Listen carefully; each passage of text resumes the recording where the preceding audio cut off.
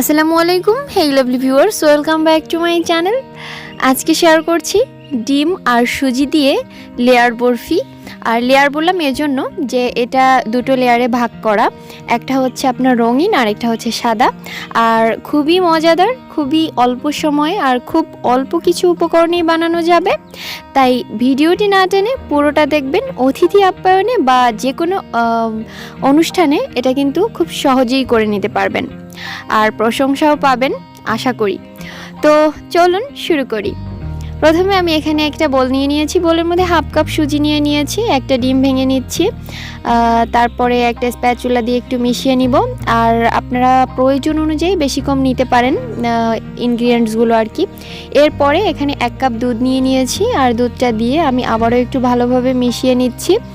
তারপরে যতক্ষণ না এটা একটা স্মুথ ব্যাটারের মতো হচ্ছে ততক্ষণ আমি দুধ দিব আর হচ্ছে আপনার মিশিয়ে নিব।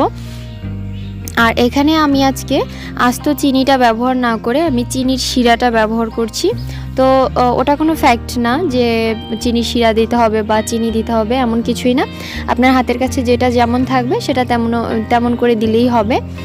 তো এরপরে আমি এখানে শিরা অ্যাড করে ওটাকে একটা ব্যাটার করে রাখলাম। আর অন্যদিকে আরেকটা ব্যাটার করার জন্য একই প্রসেস, একই সব কিছু, ডিম সুজি একই পরিমাপে সব কিছু দিয়ে দিলাম, দুধ দিয়ে আবারও একটু মাখিয়ে নিচ্ছি। এখানে শুধুমাত্র একটা ইনগ্রিডিয়েন্টস অ্যাড করব বেশি, সেটা হচ্ছে ফুড কালার। আর ফুড কালারটা দিলে এটা দেখতে লেয়ারটা আর কি রঙিন হবে। আর আমরা কিন্তু এখানে সাধারণত ব্যবহার করেছিলাম লবণ, এটা হয়তো বা আপনারা দেখে বুঝতে পেরেছেন, বাট আমি বলতে পারিনি, তো সরি বলে নিচ্ছি। আর আমি এখানে যে লবণটা ব্যবহার করেছি আপনারা চাইলে লবণ স্কিপ করতে পারেন। এরপরে চলে এলাম এটা রান্নার প্রসেসে। এখানে একটা প্যান বসিয়ে নিয়েছি, প্যানের মধ্যে 1 টেবিল চামচ ঘি দিয়ে দিয়েছি। তারপরে যে ভ্যানিলার মতো যে একটা ব্যাটার ছিল আর কি, সাদা ব্যাটারটা, ওটা দিয়ে দিচ্ছি। আর চুলার আঁচটা কিন্তু একদম লোতে করে নিয়েছি, কারণ মাঝারি বা হাইতে থাকলে কিন্তু আপনার ব্যাটারটা লাম্পস বেঁধে যাবে। এরপরে কিছুক্ষণ রান্নার পরে আমার মনে হলো যে আর একটু চিনি দরকার, তাই আমি আরেকটু আস্ত চিনি অ্যাড করে দিলাম 1/4 কাপের মতো।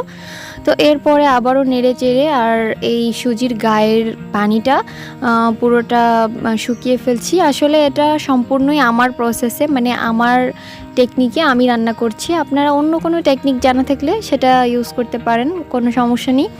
তো এরপরে আমি এখন দেখতে পাচ্ছি যে হালুয়াটা প্যানের গাটা ছেড়ে দিচ্ছে, মানে প্রায় হয়ে এসেছে হালুয়াটা, এজন্য।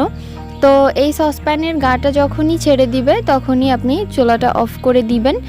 আর তখন আপনিই বুঝতে পারবেন যে এটা আসলে কিভাবে করলে কতটুকু রাইট করে তারপরে নামাতে হবে বা চুলাটা অফ করতে হবে। তো এরপরে আমি এখানে একটা ট্রে নিয়ে নিয়েছি, আর ট্রের মধ্যে আমি একটু ঘি ব্রাশ করে নিচ্ছি। এরপরে আমি এই ব্যাটারটা বা এই ডোটাকে সুন্দরভাবে একটু স্প্রেড করে নিচ্ছি চামচ বা স্প্যাচুলা দিয়ে, বা হাত দিয়েও করতে পারেন, সেক্ষেত্রে একটু সাবধানে করতে হবে আর কি, যেহেতু এটা অনেক গরম থাকবে। তো এরপরে এটাকে দিয়ে দিব রেস্টে। আর অন্যদিকে অন্য যে একটা ব্যাটার করে রেখেছিলাম সেটা রান্নার জন্য চলে যাব। আবারও প্যানটাকে আমি প্রিহিট করে নিয়ে তারপরে এখানে 1 টেবিল চামচের মতো ঘি দিয়ে দিয়েছি। তারপরে রঙিন ব্যাটারটুকু দিয়ে দিয়েছি। আর রঙিন ব্যাটারটা দেওয়ার পরেই এখন আবারও সেই লো আঁচে রান্না করে নিতে হবে।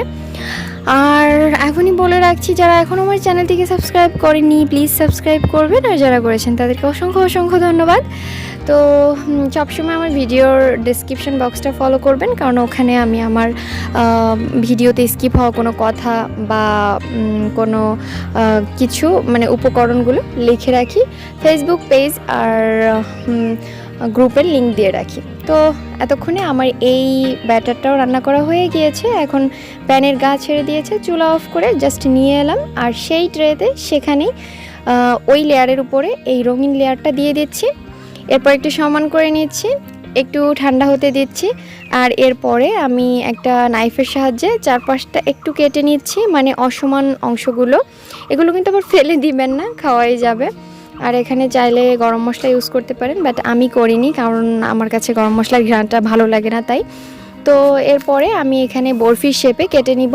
আর আপনারা যে কোনো শেপ দিয়ে বা কুকি কাটার দিয়েও কাটতে পারেন, কোনো সমস্যা নেই। তো আমি এটাকে মাঝ বরাবর একটু কেটে নিচ্ছি।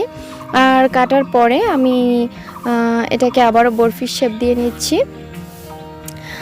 তো আজ এ পর্যন্তই। সবাই ভালো থাকবেন, আমার রেসিপিগুলো বাসায় ট্রাই করবেন, আর আমার ছেলের জন্য দোয়া করবেন, আর আমার চ্যানেলটিকে সাবস্ক্রাইব করবেন।